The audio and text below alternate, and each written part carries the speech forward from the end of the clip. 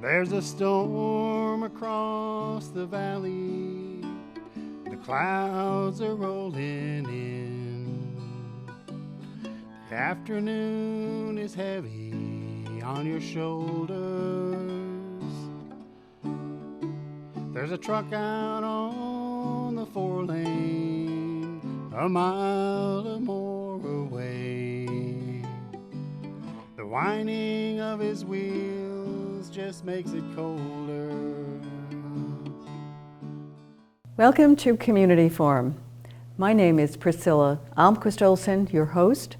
Today is April 15th, 2022, and it gives me a great deal of pleasure to welcome Frederick Lothrop Ames, also affectionately known as Freddie by me, and to our show today. So welcome, Freddie.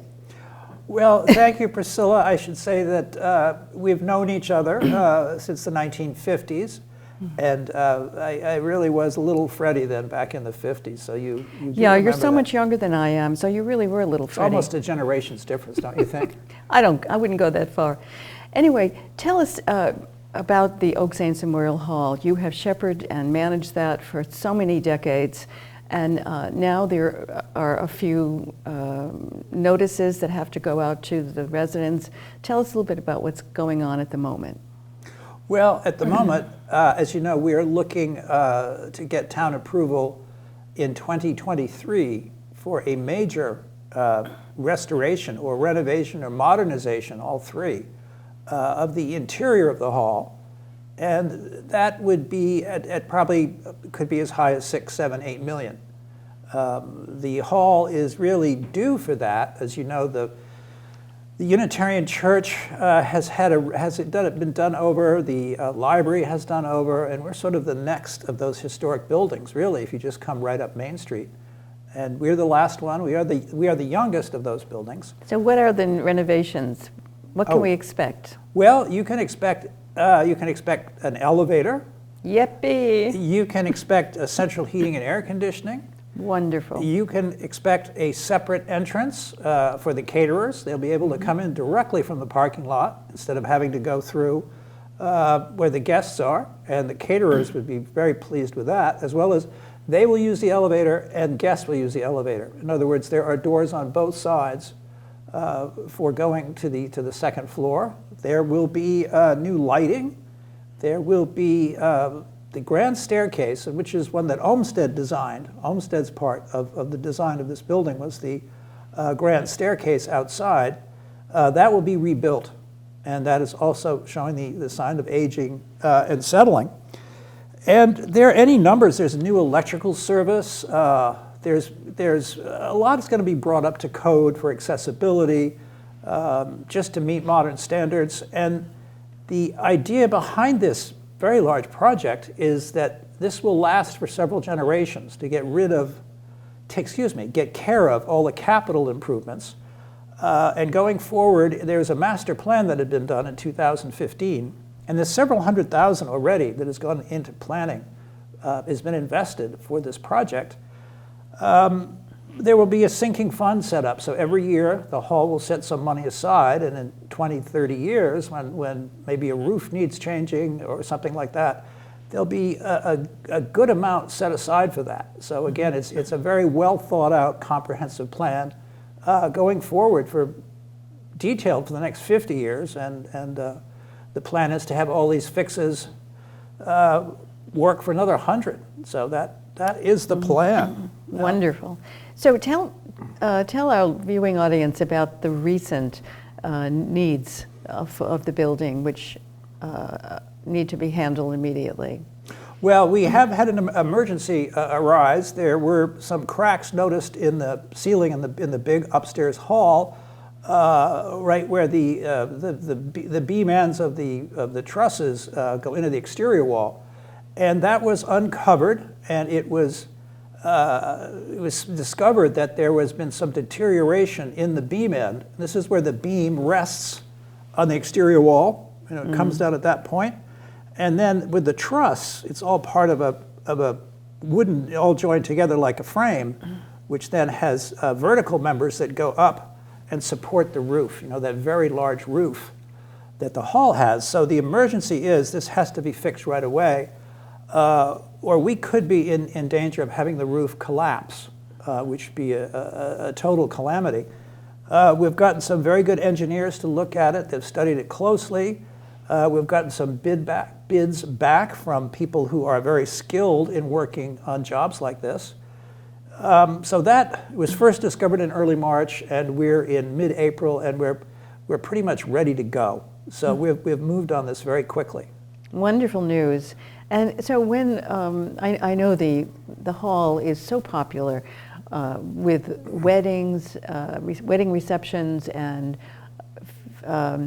birthdays, anniversaries, lots of festivities. So when do you hope those festivities can be rescheduled? Well, we are taking bookings for the fall, October. We plan to be open. We're hoping to be open either in the end of September, beginning of October. That should be sufficient time. I mean, that's a conservative estimate, but certainly you don't want to find yourself in the position that the job took longer than you thought, and you have to cancel someone's wedding. I mean, that's just an unimaginable. Right. We do not want to become anywhere near that. That'd be terrible to have to do that. So tell me a little bit about your journey with the hall and what you've enjoyed the most, what have been the challenges, and what you see for the future. Well, my journey started in the late 70s. I was recently married and had moved back to Northeastern, 250 Main Street. That's the White House at the foot of Langwater Pond, on Main Street, of course, 250 Main Street. And I was in there for not a very long time when I got a call from Charlie McCarthy. I didn't know Charlie that well, but certainly the McCarthys and the Ameses have known each other for at least 3 generations. And he asked me if I'd like to join the board, and this was in 1979. And being new to town, being new to be back in town, I said, okay, I'd like to join some way to make a connection with the community. And it started that way, and now I know why. Now I know why Charlie called me as soon as I moved into Easton. He was looking for a successor. Just as I think in a few years we will, I'll probably step down after a few years, after this project is completed, and probably stay on the board. But I think it would be time at that point with a new hall to get a new chair of the board. So, anyway. Okay, and so what have been some of your challenges over the years? Challenges have mostly been keeping the building standing. And we've had various conditions come up. We've been very fortunate in finding funding.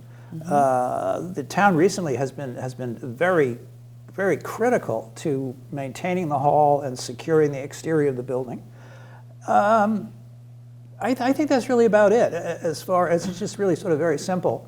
There's also a marketing issue to get the word out about the hall that it's there. We often have people come up who see the hall and come by and said, I've driven by this place for 10, 15, 20 years, and I've never known what it was. So I think that is changing now. We're sort of stepping up our social media. And of course, there wasn't social media starting back then.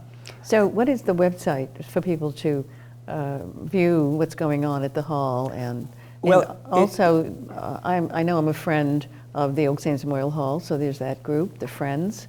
And tell us how one can become a friend. Well, you can go to the website, www.oaksameshall, that's all one word, and Oaks is spelled O-A-K-E-S, .org. And there will be, on the website, there will be a button to click to join the Friends. It's as simple as that. And I urge you to do that, to join the Friends, because that's where we will be, updating on progress of these repairs, progress of the work going forward. We'll have little history pieces on the hall. We're very much making it a good read, a good asset. And there's a lot of very interesting things that are going to happen. I'm sure people want to keep up to date with what's going on. So yes. Now the hall was dedicated in 1881, I believe, to Oaks Ames by his children. he had passed away, and they wanted to erect a monument to him, and it's a beautiful monument.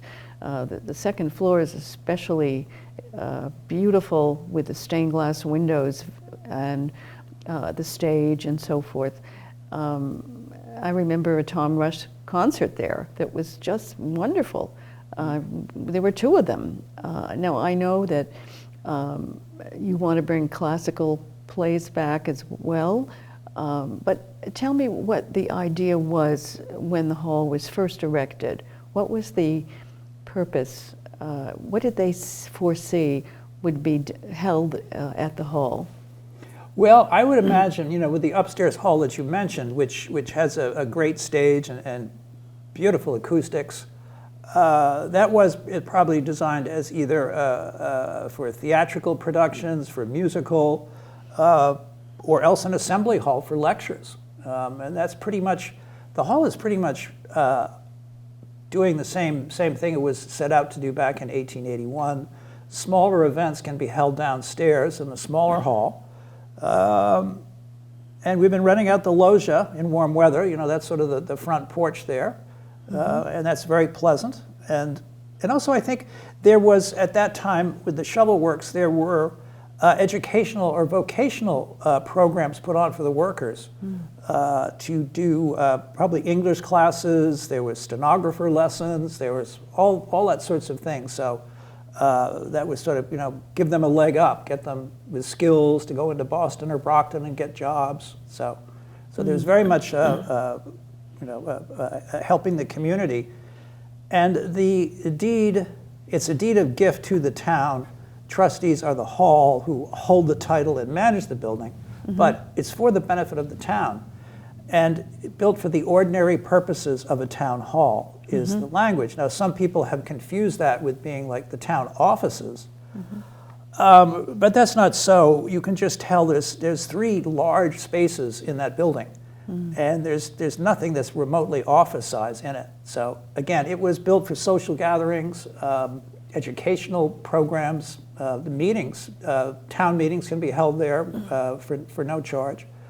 So again, it's doing the same thing it was intended to do, which is nice. Great. So, and your vision for the future is to bring more concerts and plays, theatrical productions, and speakers and so forth, and to allow the communities, the community organizations in town to avail themselves of the premises, right? Yes, and in the past with the Children's Museum and other organizations, we have let them use the hall for very, very reasonable rates for their fundraising concerts and whatnot, and that will continue. So will the social aspect for weddings, but we do have time on the calendar again, and it is important to use that stage because that upstairs hall, as you know, is our biggest asset. And we're also part of the Easton Shoveltown Cultural District, which is a downtown redevelopment program with the purpose of bringing cultural events to towns, to the downtown areas like North Easton, to encourage business. And I think that's great. We're going to start pulling people in from around Easton to see these events, to see Easton, to spend their money in restaurants. Also, I think it could become more of a focal point in town, and more sort of a point of pride instead of a point of mystery, like, what is that building? And it lends itself very well to a cultural center, just giving its architecture and that. So I think there could be it could serve a tremendously positive role in Easton, a number of levels. Yes, I know. Last summer I helped with the Shoveltown Cultural District's concerts at the hall, which were outdoors, and people came and we had chairs. They brought their own chairs and so forth, and they sat and they listened to all kinds of music, from rock to country, and it was amazing. We had singers, and these are all mostly local people, and we will be having those concerts again. And we had people who would just stop by, they would see the music or hear the music, and then they would stay for the performance. So keep that in mind for the summer months. There'll be probably 2 concerts a month, and if you go to the website, oaksameshall.org, you can keep abreast of what's going on, so you won't miss out on anything. And those concerts were free.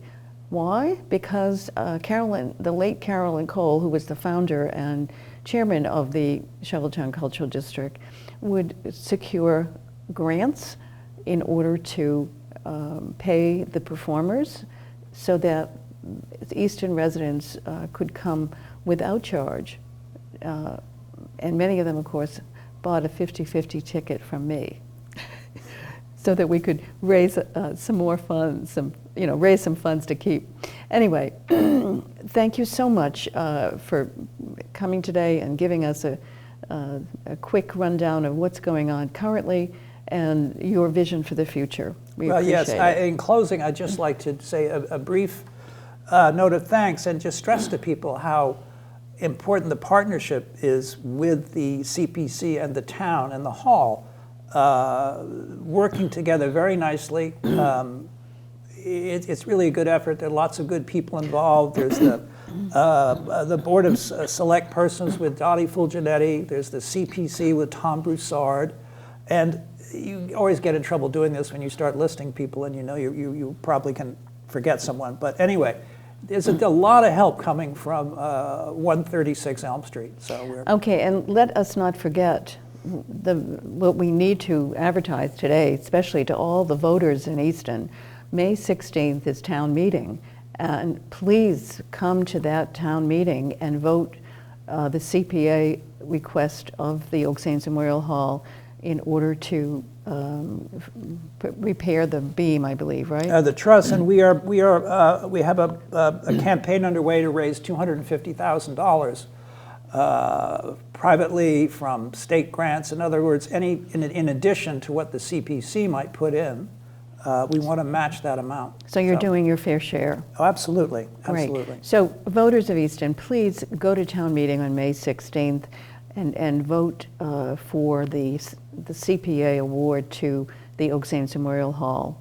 That's for your benefit and your future enjoyment. So please take care. Until we meet next time.